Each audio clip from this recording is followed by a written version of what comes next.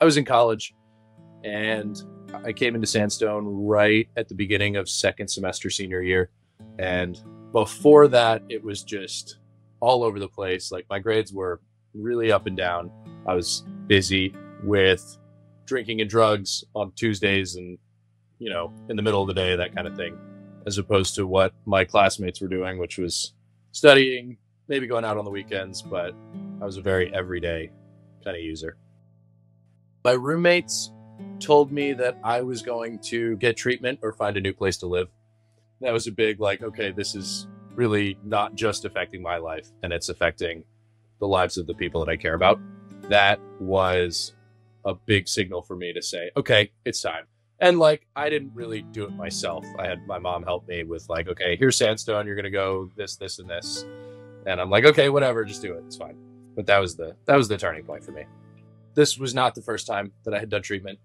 I had done it in high school when I was 18. And so this was 4 years later.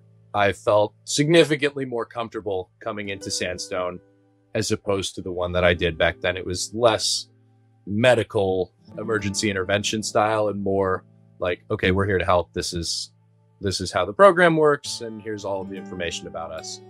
A lot of what we did in terms of just the day-to-day tasks was really helpful. Sandstone taught me a lot about just how to manage my emotions, not necessarily control them, but like just be aware of their existence and like experience them as I go through it, as opposed to like freaking out and like going and doing something crazy. Just like sit there and think about it and deal.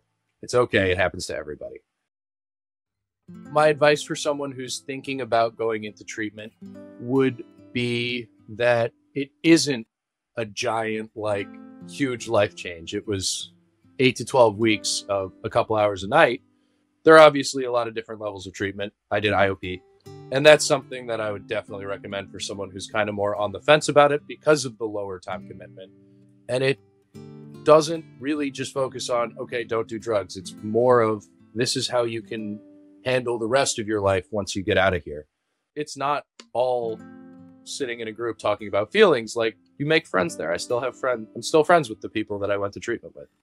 And so it ends up being just an outlet that you can have instead of using, at least for that first couple of months. And then you can switch out that crutch for something that's more sustainable in the rest of your life.